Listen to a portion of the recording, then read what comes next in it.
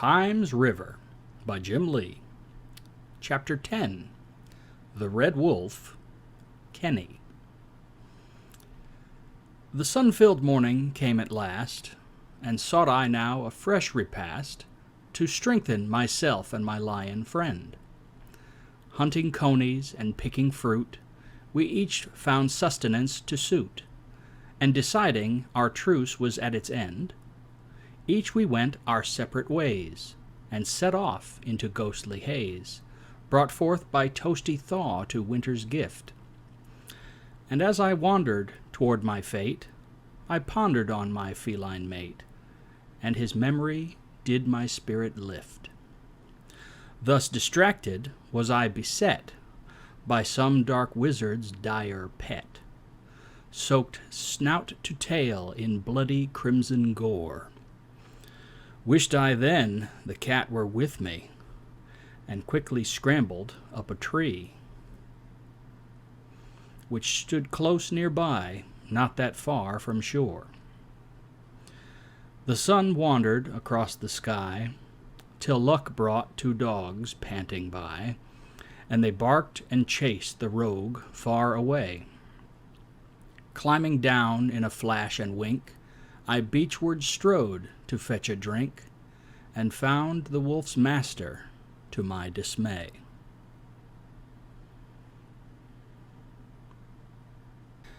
I felt convinced that the next step would be to go back and follow Kenneth, gather more information to pin down his identity.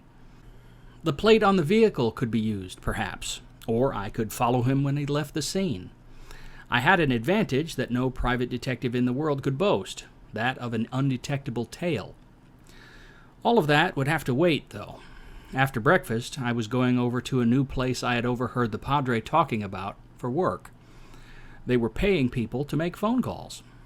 It sounded like some kind of sales job, but over the phone, my appearance wouldn't be the put-off it was in person, and I thought I had a pleasant enough voice. And the pay was even more than the grunt work was offering at the construction sites. I had an idea that Danny could do it too, if it was legit, and sitting in an air-conditioned office sure would be nicer than sweltering in the summer sun, which would be just around the corner.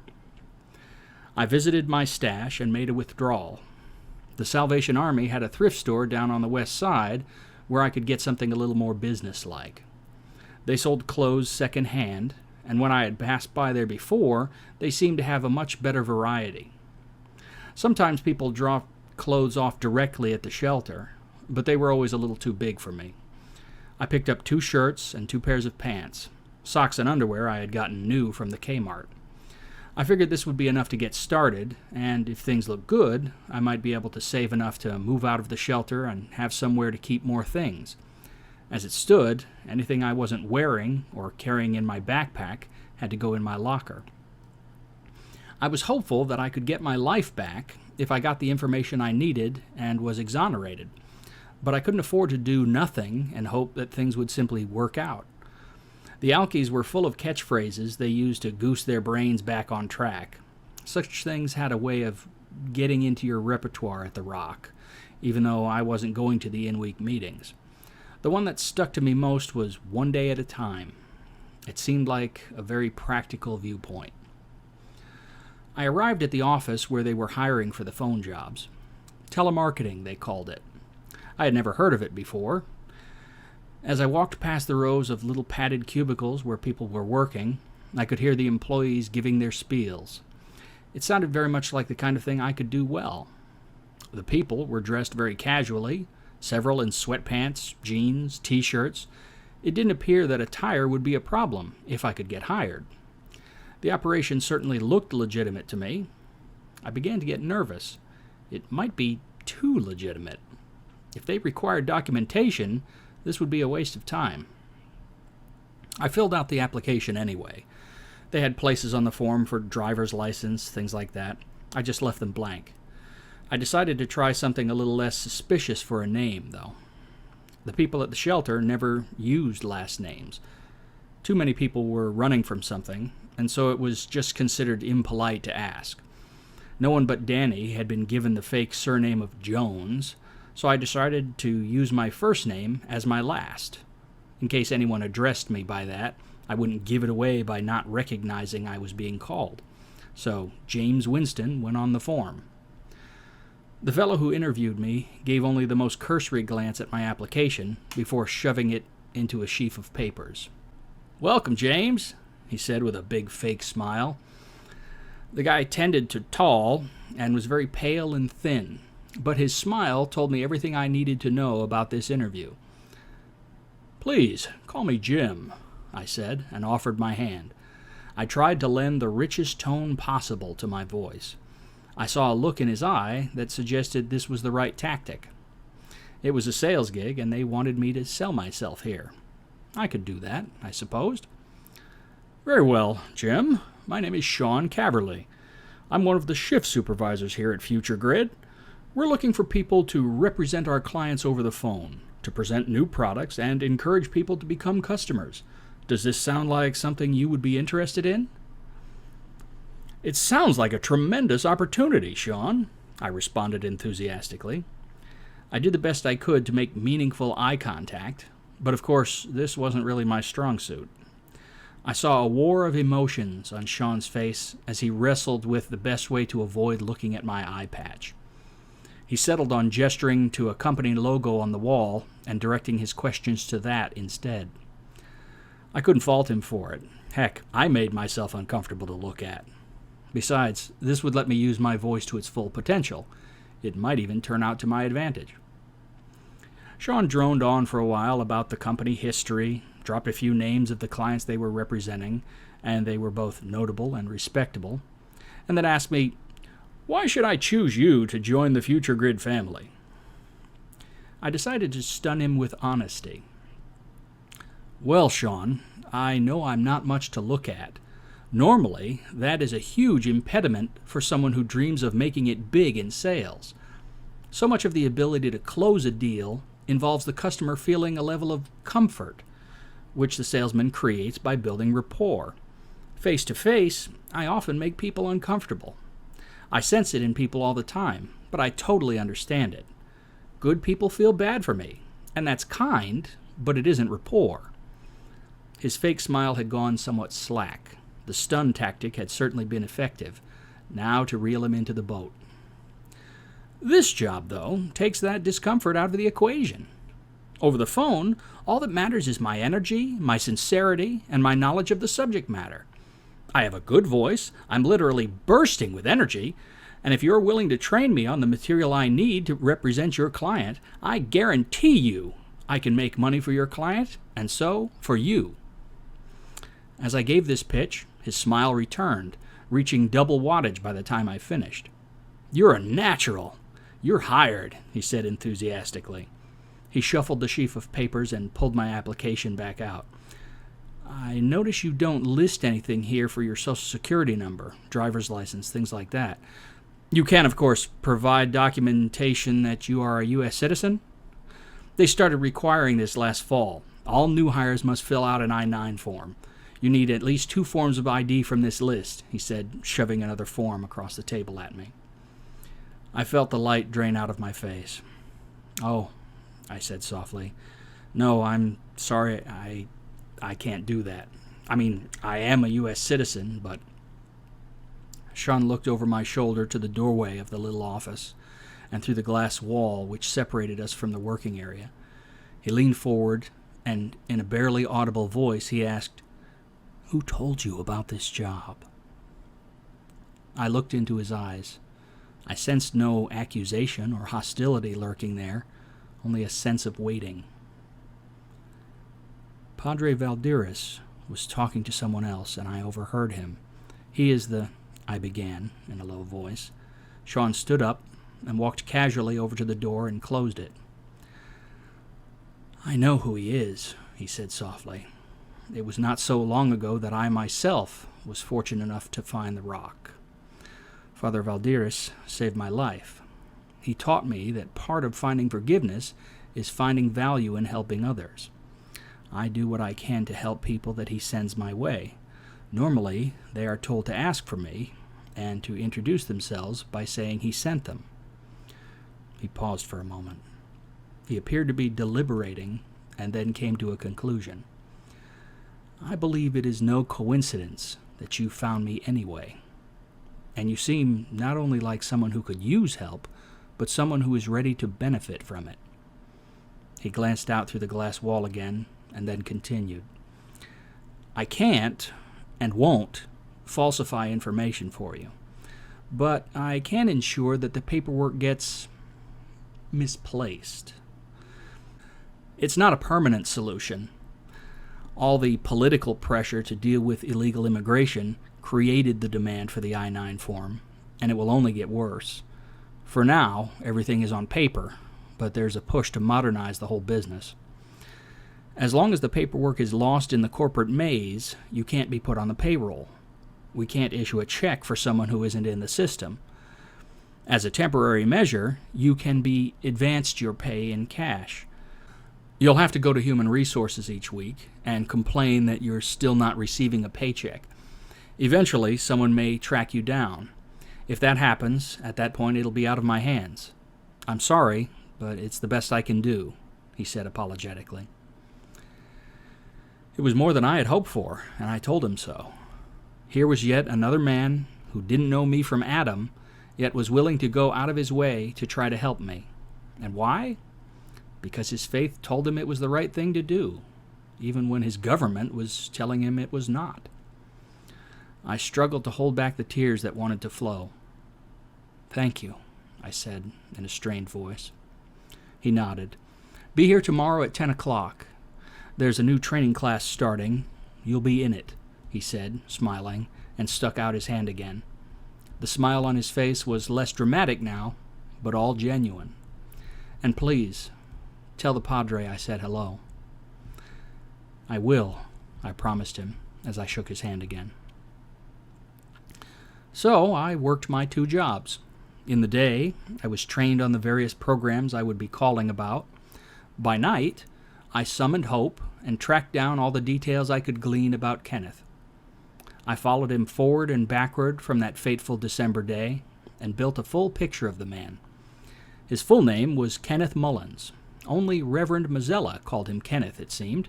To everyone else, he was just Kenny.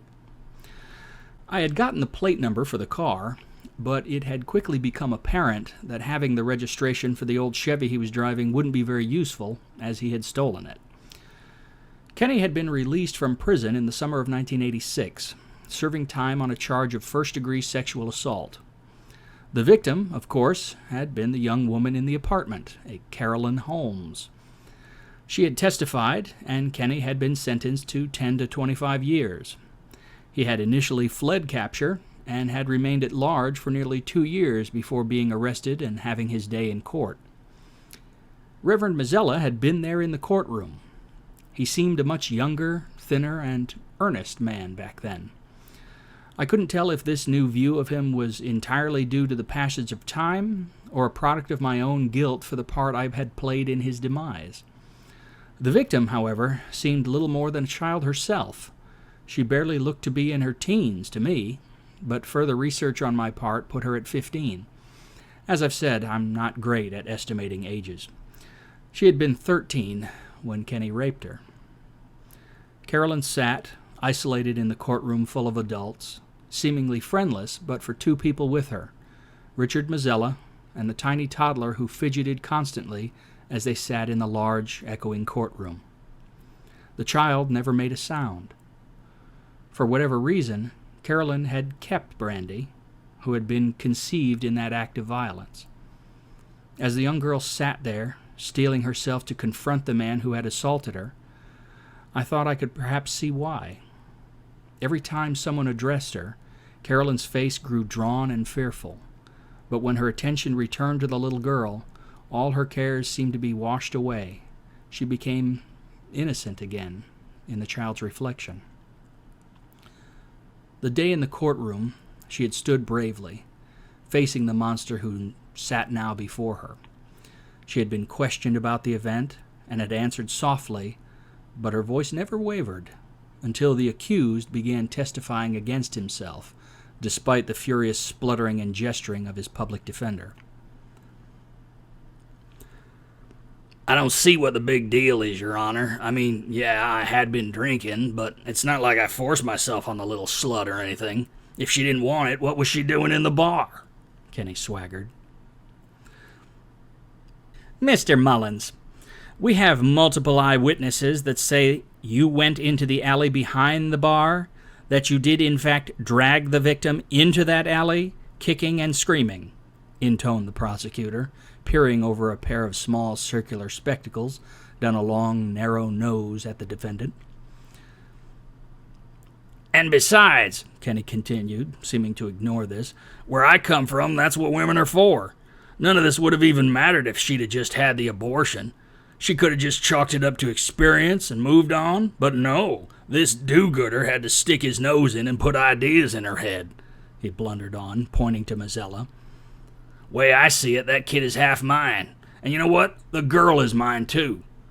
By common law marriage. Since we're all agreed that I done the deed, that makes her my property, her and the rugrat, Kenny concluded triumphantly, crossing his arms in a gesture of obtuse, ignorant defiance. His public defender let out an audible groan and buried his face in his hands. The prosecutor also seemed at a loss for words. Mr. Mullins, this is not a custody hearing. You are being charged with first-degree sexual assault against a minor because the victim was only 13. You, on the other hand, were 21. Well, you know what they say, old enough to bleed, old enough to breed, Kenny answered. His defender muttered something. I was fairly certain it was Jesus Christ. The prosecutor looked at the judge. Your Honor, the state has no further questions. Finally, Kenny shouted, clapping his hands. Mr. Mullins, the judge barked, banging her gavel. A single vein could be seen pulsing in the middle of the ebony plane of her forehead. She made a very deliberate pause, took a deep breath, and continued. Mr. Mullins, when you were arrested, I see here that you were advised of your right to remain silent. I have a document here from your public defender, which asserts that he has also advised you of that right. This is not normally necessary. However, under the circumstances, I believe he was taking very reasonable precautions to alleviate the appearance of such a stain on his performance, to have a client who is so clearly ignorant of the law, the judge continued. Hey, I ain't it, Kenny began. I am not finished, the judge bellowed, in the manner of a person accustomed to absolute command. The echo of it rebounded around the room, and in its wake the room was deathly silent.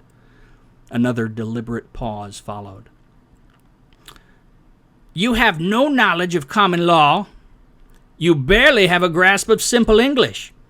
You have incriminated yourself to the degree that Perry Mason himself could not exonerate you. That young lady is not your property, nor is the child. Human beings, Mr. Mullins, are not property, and have not been for well over 100 years. As far as where you come from, Mr. Mullins, all the available evidence presented to this court suggests that it must be a very dark hole indeed. Since such is obviously your native habitat, I will see to it that we get you back into one as soon as is humanly possible. I will forward my recommendation, should the task of your sentencing fall to anyone else, for the maximum possible sentence to be applied in your case. And, Mr. Mullins, she raised one eyebrow. What? He groused impetuously. Lucifer will require a Zamboni long before you ever have any custody of that child. Bailiff, remove this pitiful excuse from a human being from my courtroom. A burly officer, with two others in tow, strode forward and seized Kenny from the witness box. As they maneuvered him out of the courtroom, he began struggling. He managed to turn his head as he was being dragged and looked at the girl. I'm going to come for you, both of you. They can't hold me forever, he screamed. Mazzella stepped in front of her, looking to me not unlike the way he did on the day he died, blocking her view of Kenny with his body. You lost any claim the day you assaulted this poor girl. The officers dragged Kenny out of the courtroom. The silence which returned, in his absence, was broken only by the soft sobbing of Carolyn. A little more looking around over the shoulders of people shuffling papers in the courtroom yielded the time and place of the original incident. I knew the place. The rustic bar and grill was, when I had last seen it, an abandoned shell on Spear Avenue in Newfield. It had been closed for some years. When I read this, several pieces of the puzzle slid smoothly into place. I had followed Kenny forward after he left the scene of the murders, and I memorized every detail I thought might be helpful when I made my anonymous tip.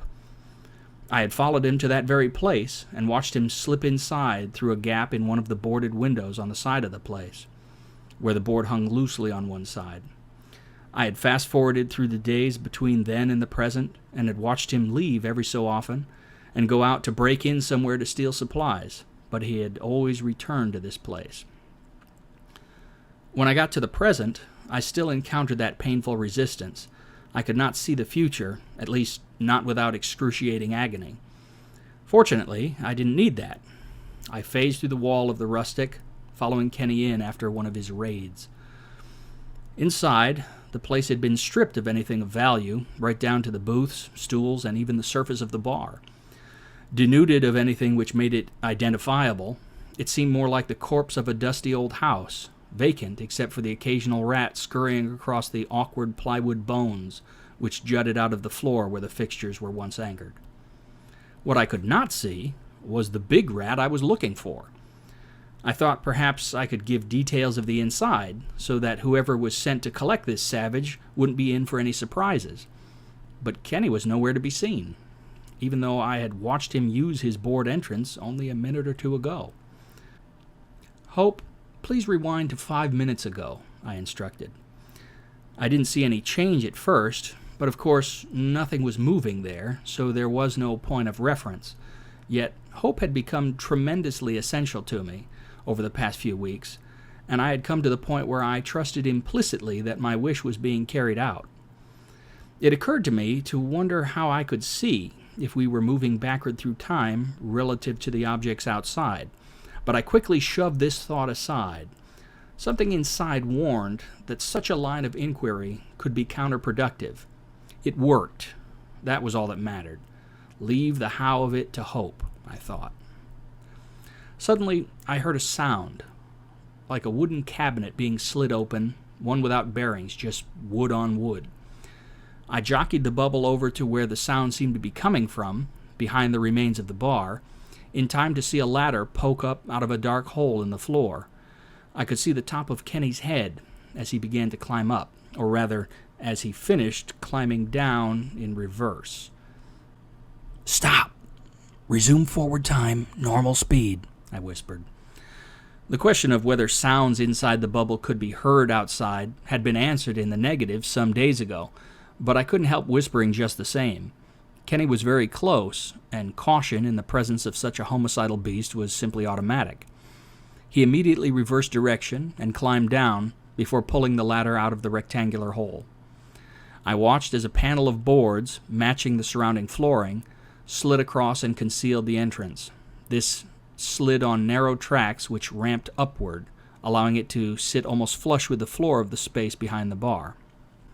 Since the flooring of the whole place was fairly irregular anyway, only someone who knew what they were looking for would be likely to spot the hiding place. I purposed to phase down through the floor when I realized that I didn't actually have controls for doing so. In all my travels with Hope, I had simply followed people. When they climbed stairs, so did I, always maintaining that same approximate foot of height over the ground or floor or wherever we were. I snickered softly at my own oversight. "Hope," I whispered, "I need a second stick to control your attitude." "Why? I think I've been an absolute peach," she responded gaily. I smirked. "Very amusing. You know what I mean." I laughed. Anytime I started thinking of Hope as nothing more than a computer, she would say something which would surprise me with her complexity, reminding me that, at the very least, she was a construct of my own subconscious, and possibly even something more. And then such thoughts were shoved rudely into the same corner as light traveling backward in time. I was afraid to probe too deeply into the matter.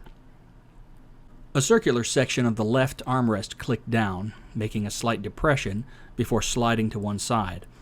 Out of the hole, in a fashion reminiscent of the ladder I had just watched, a second control stick, similar in appearance to the one on the right, rose until its base was flush with the armrest, and it clicked into position. I nudged this forward, and the world outside pivoted, and I found myself looking down at the floor. But there was no sensation in my stomach of leaning forward. Apparently, the bubble maintained its own relative internal gravity. Before my brain could try to wrap itself around this new distraction, I nudged the right control forward and passed through the floor.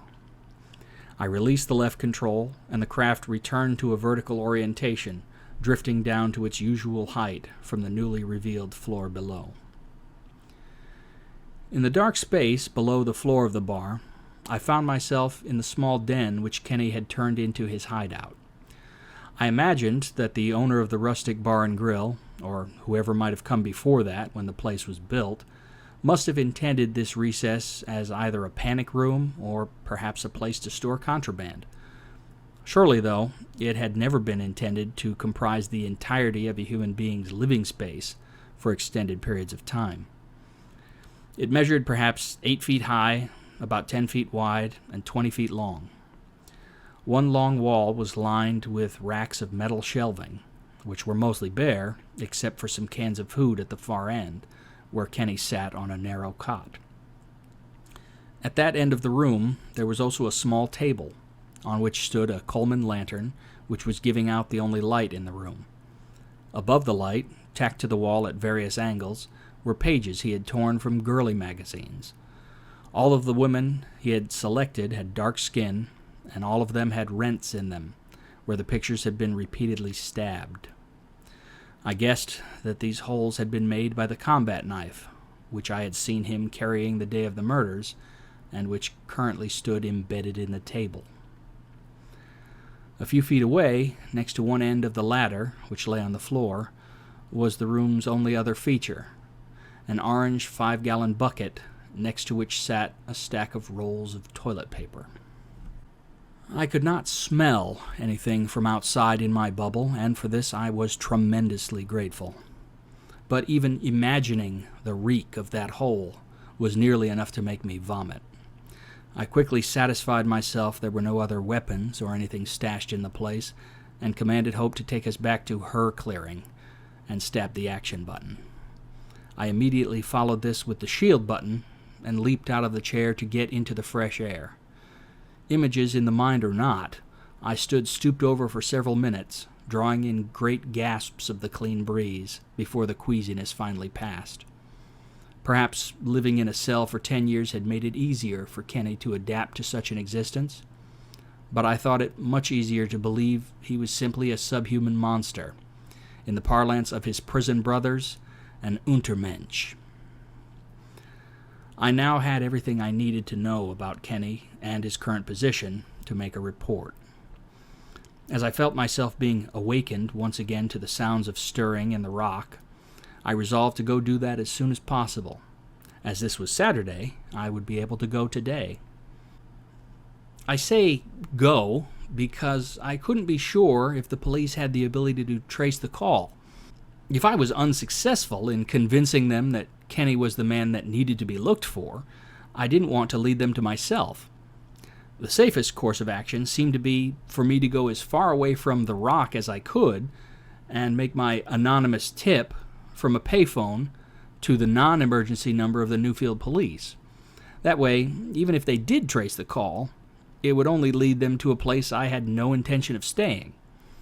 I had until Monday to get back without missing any time from the job at Future Grid, and keeping that job was important to me. I checked the bus schedules, but none of the trips to Santa Fe, New Mexico, or Cheyenne, Wyoming would give me time to get to my destination, then catch a return trip in time to get back by Monday morning. That limited me to traveling within the state. This might be more dangerous, but I hoped that being in a different city would be enough. The two cities on the I-25 corridor, besides Colorado Springs, were Pueblo and Denver. I was nervous about going to Denver, since Danny had speculated on Jack McGinty going there, but given that it boasted a much larger population, it made more sense to go there if I wished to remain anonymous. I grabbed my backpack and headed for the door. I had reached the chapel and was headed outside when I felt a hand on my shoulder. I turned and saw Danny's smiling face. "What's your hurry? You haven't even had breakfast," he said. "I have something I have to do," I told him. "I might be gone until Monday, but I'll be back." His brow furrowed at that. "That sounds like something important. You need backup?" I thought about it for a moment. Having him with me would be comforting, especially if I were to encounter McGinty. But if things went wrong, the last thing in the world I wanted to do was to somehow implicate Danny on some aiding and abetting a fugitive charge or something. I didn't even know if that was a real thing or something I had simply picked up somewhere, but I couldn't risk finding out. Like it or not, this had to be a solo mission. "Nah, I'll be fine. It's just, well, there's something that I have a chance to set right," I told him as sincerely as I could. "It must be a pretty big deal if it's going to take 2 days, he reasoned. "I'm not trying to pry into your business or anything, but you need to know that if there's a chance you might find yourself in over your head, you don't have to go it alone." I looked into his concerned face, and I felt the tingle of a tear trying to form. I clenched my left hand tightly to fight this, my nails biting into my palm. With the other, I reached out and grasped his hand and shook it. "You're a good man, Daniel Jacobs. I believe you, but you don't need to worry about me. I'm probably just making a mountain out of a molehill." The crease of concern between his eyebrows grew greater, not smaller. "That sounds an awful lot like a goodbye to me. God knows I've heard enough of them in my life to recognize them," he replied softly. "You know what the Padre says, Danny. Tomorrow is promised to no man," I answered back. I looked straight into his dark eyes. "But I promise you that I will do everything I can to return. This has become home to me, thanks to you and Padre Miguel. But I have to do this, and I have to do it alone." He seemed to consider this for a moment, then he lowered his head. "You take care of yourself, Jim," he said. Then, without looking up, he reached out and hugged me. "You take care, and you come back." "I'll try," I said. The tears were very close now. Danny let go, and, still not looking up, turned toward the first pew in the little chapel. He sat, with his head still bowed, and began to pray. Put in a good word for me, I thought, as I walked outside. He was right. It did sound like a goodbye. I caught the next bus to Denver. Unlike the interstate runs, there were some of these every day. It was only a couple hours, and not long after the June sun had passed its zenith, I was standing on Arapahoe Street in downtown Denver. I kept scanning the crowd for McGinty, but didn't see him. I thought it might be a good idea to obfuscate my trail by making my call from somewhere away from the bus station, to try to give the impression that I was staying here, rather than inspire the thought that I might move on. I thought of a way I could do that and stay among crowds. Only a few miles from my current position, there was an old amusement park, Elitch Gardens, which should serve nicely. I hadn't eaten anything for breakfast, of course, so I was getting quite hungry. I found a little pizza place and bought a meatball grinder and ate it as I walked. It took a lot longer than I had expected from looking at the map, but the sun was still above the mountains in the west when I found what I was looking for. A phone booth, only a block from the entrance to the park. Yes, in those days they used to have publicly accessible, coin-operated landline telephones positioned all over the country in public places. Some of these were in little square boxes with glass doors that could be closed for privacy. It feels odd to me that I should need to explain that such things existed, but since they are all but gone from the world now, I have done so in the interest of thoroughness. This phone did not have any gum squashed into the handset's earpiece or mouthpiece, and when I held the receiver up to my ear and deposited the first quarter, I heard a working dial tone. I dialed the number to the non-emergency listing for the Newfield PD, and a voice on the line told me how much I had to put in for the first 3 minutes. I don't remember now how much it was, but I do know that by the time I was done, the phone call cost more than the sandwich had. I kept fishing coins out of my pocket, which had been brought for this purpose, throughout the call, being prompted every so often by a tone in my ear. I will spare you the irritation of including these distractions as I recount the call to you.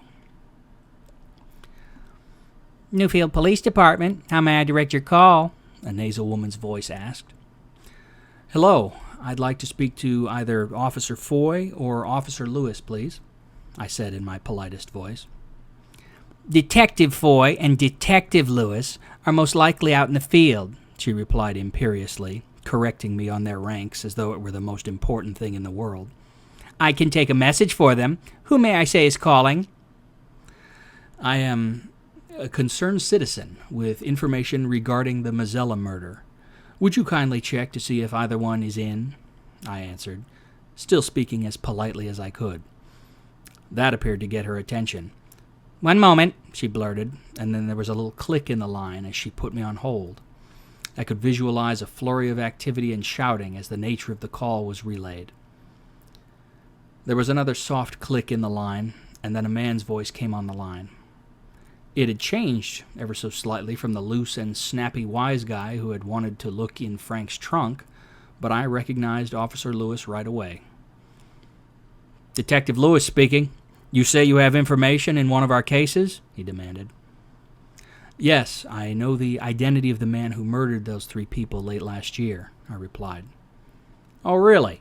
And how would you know that? He asked. His tone of voice was a mixture of disbelief and suspicion. I had prepared for this, or so I thought, because I saw everything. Sometimes I like watching people, through binoculars. I know how it sounds, but that's not important. What's important is that I saw this man leaving the apartment where the bodies were found after I heard all kinds of screaming. He was covered in blood, so I followed him to see where he was going. Go on, Lewis prompted. I thought I could report him once I knew where he was going, I said. Why didn't you just call us right then and there? Lewis asked. I didn't want him to get away. With so much blood and screaming, I thought he must have done something terrible, and I didn't want him to get away. So I followed him. He's hiding out in the old rustic bar on Spear Avenue, I continued.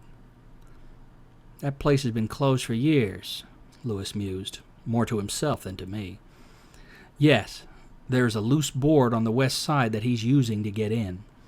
There's a secret room under the old bar. That's where he's hiding out. His name is Kenneth Mullins, and the 2 female bodies are the woman he raped in 1975 and her daughter. He still has the knife, the murder weapon, with him. I don't believe he has any other weapons, I said. There was another, almost inaudible, click on the line, and a second male voice spoke up. Who is this? Demanded Detective Foy. How do you know all this? As I told the receptionist, I am a concerned citizen. I followed the man, hoping to get as much information as I could to help you catch him. He spotted me, and I had to flee for my life. I have been in hiding ever since, but I have used the time to do my own research, to identify him. He is still at the rustic bar, hidden in the room beneath it. It's you, isn't it? Foy said. His voice was as tense as a steel guitar string. I swallowed nervously. So much for anonymity. It doesn't matter who I am. If you want to capture the man responsible, you know where to find him now, I stammered. You need to come in, Foy said sternly. If what you're saying is true, then you have nothing to fear, and your family has been devastated by your disappearance. You need to come home and come in. I can't. Not right now, anyway. When Mullins is behind bars, I might be safe for a while, but Carolyn Holmes thought she was safe from him, and now she's dead. I told him urgently, clutching the handset. If you really care about my family, you'll keep my name and their names out of this. And, I hesitated, please tell them that I'm okay. I hung up the phone. Would it be enough? I had to hope so. I opened the door of the phone booth. It had gotten quite warm in there, even in the less direct light just before sunset. I stepped out, and a warm breeze chilled the sweaty patches at my temples, my neck, my back. I breathed this huge sigh of relief. Well, I thought, for better or worse, that's done. Yes, I'm sure it is a great relief to get all that off your chest, cried a voice behind me. I whirled around in surprise and lost my balance. I toppled backward, landing heavily, and tasted salt flood into my mouth as my teeth clicked together and bit my tongue. Again. On top of that, dim fire flared in my palms as they scraped across the concrete of the sidewalk, little granules of sand digging grooves into the flesh and peeling it away. On the end of a marble pedestal, which ran alongside a short flight of marble stairs up to the nearest building, sat Stan, grinning. I gaped at him in astonishment. I looked around. The sun still slanted across the top of the Rockies toward me. The late Saturday afternoon traffic of Denver still rolled lazily by. This was not my riverbank, yet there he sat, all but laughing. How can... I spluttered, trying to formulate the questions which were all clambering through my brain, trying to get access to my vocal cords. Now he did laugh. Yes, I'm sure this is a bit shocking, but you ain't seen nothing yet, kid. As for me, I wouldn't miss this for the world. You might want to take a seat. Oh, he chuckled. Never mind. You shouldn't have squealed on old Kenny, son. Now things are going to become problematic. He began to laugh insanely then, and that's when I heard the sound. If you've ever stood near someone who was discharging a large firearm, you might be able to visualize what I felt next. When such a thing happens, you may feel the shock wave as a warm slap of air, as if someone has made a pillow out of concentrated, warmed atmosphere and seized that pillow and socked you in the face with it. Across your whole body, actually. That's what this felt like, only there was no ear-splitting bang, only a soft expansion of air. Woomph! Still sprawled on the sidewalk, I turned toward the source of this sound. There, on my left, straddling the curb of the sidewalk and sticking out into the street, was a ridiculously oversized boat of a Cadillac, which had not been there a moment before.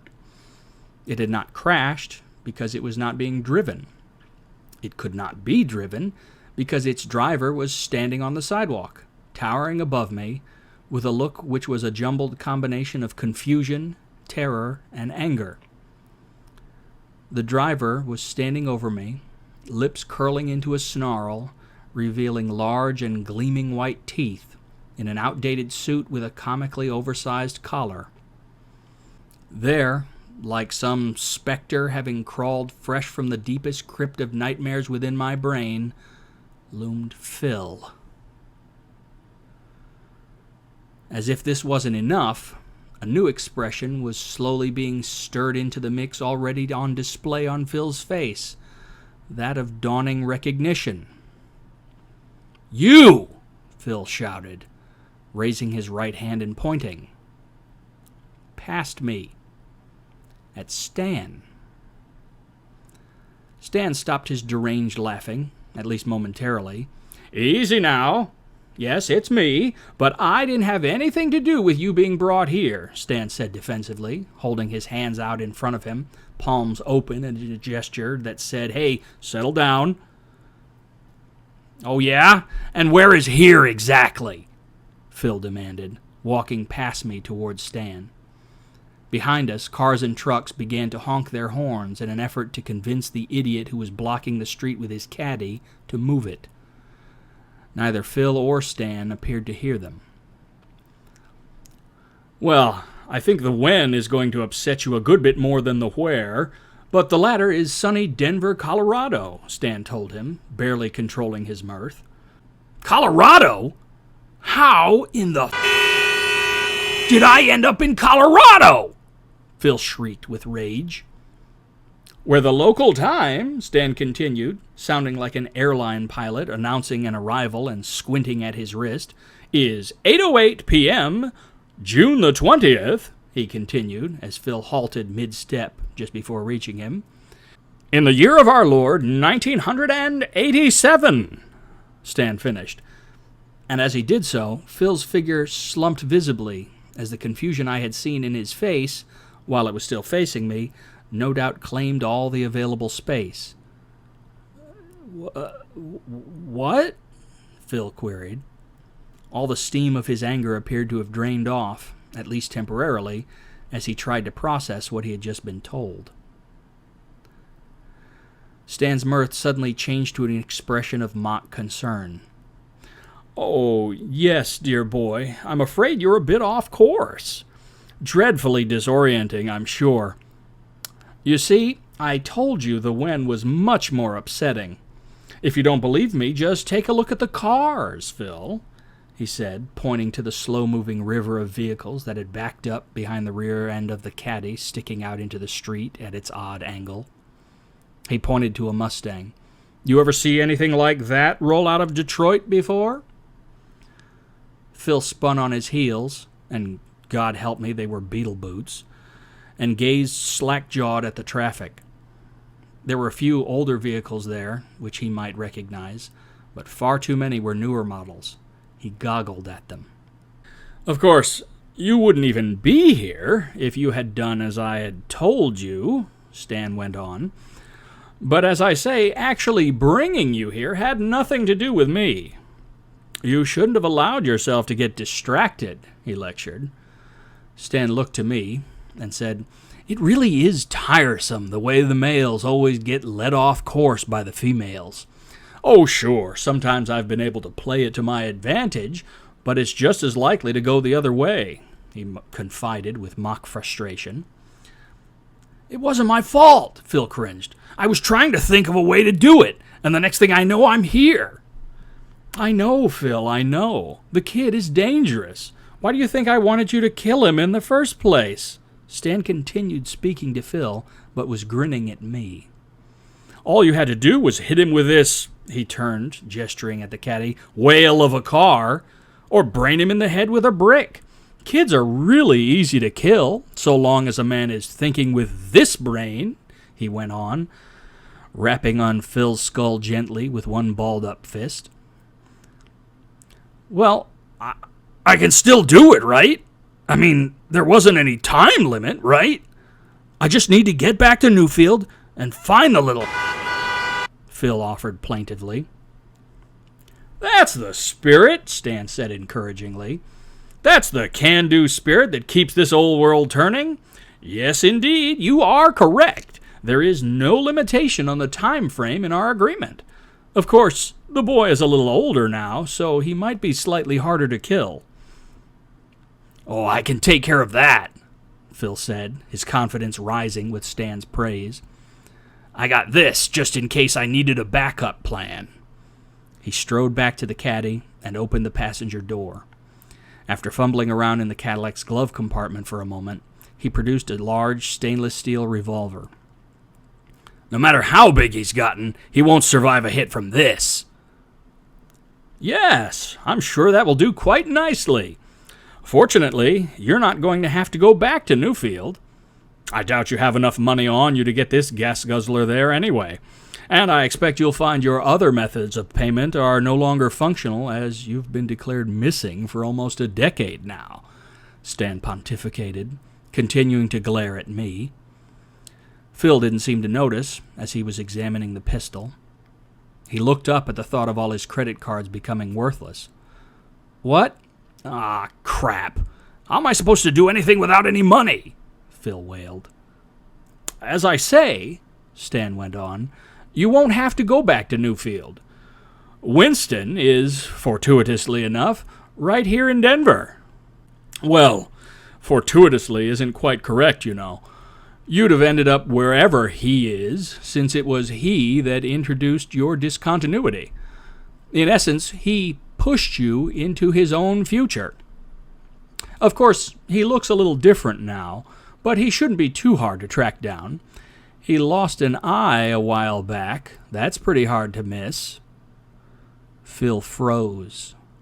Then he turned slowly to look at me, sudden realization driving home. He brought the revolver up in both hands and leveled it at me. "You!" he hissed as I scrambled to my feet. Stan resumed laughing. "So long, Winston. It's been real." Then he tilted his head back and howled with psychotic amusement. The revolver jerked in Phil's hands as he pulled the trigger. Recoil expectation, I believe they call it, though I could be wrong. Seasoned shooters learn to let the recoil surprise them, thus preventing this instinctive reaction from having an impact on accuracy. But the neophyte can often be identified by a tendency to jerk in expectation of the weapon's recoil, even when there is none, such as happens when the safety is still engaged, and there is only a feeble tick sound, if that, as the hammer or striker fails to fire the weapon. I had been saved by the safety. I wouldn't get a second chance and grasped at my very last straw. "Hope!" I screamed. "Hope, I need you!" The craft materialized in front of me. As Phil fumbled with the safety on his pistol, I dove into her seat and jabbed the shield button. The bubble crackled to life, and I tried desperately to keep my heart from continuing its ascent up my throat and out into the unkind world. Just in time, it seemed. Phil disengaged the safety and began firing in the direction he had last seen me. He had it quite accurately remembered, as I watched the little visible air wake of each of the 6 powerful slugs in the revolver pass through me, and heard their whines as they sped on by. "What the hell is this happy horse?" Stan was yelling. His laughter suddenly cut off. "I wondered how you got your information on Kenny. So you built another one, eh?" He sighed, his frustration now no longer an amused mockery. "You continue to be difficult.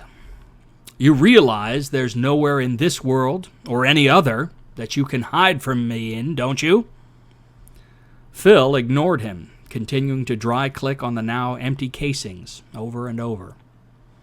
Stan's face darkened, and he bellowed at Phil. "Stop that!" He roared and swung backhanded at Phil's face with terrible force. Phil's head tore away from his body and bounded down the street, like a single 10-pin struck by a 16-pound ball on league night. His body slumped forward, collapsing on the sidewalk, as jets of blood sprayed onto the concrete in front of him. A block away, a siren began to wail, as one of the police units, no doubt assigned to the amusement park on a Saturday evening, decided to investigate 6 very loud gunshots nearby. "I know you're still here," Stan said, recovering some of his composure. "You're probably sitting right there, not having moved an inch," he said, staring straight at me. He walked forward until he was standing within the circle of the bubble, his face only inches from mine. "No matter where you go, I will find you. Now that the glamour and the romance are gone, you see me very well. Yes, when I learned what you could do, I had wanted to enlist your talents in my cause. However, I believed from the beginning that your indoctrination would prevent you from ever being a loyal asset. Your meddling in Kenny's case just proves that I was correct to try to eliminate you." He turned and walked slowly away, only a few feet before turning back. "I'll make you a deal, Winnie.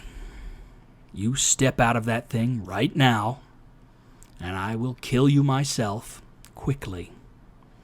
I won't touch your family. This will be the end of it.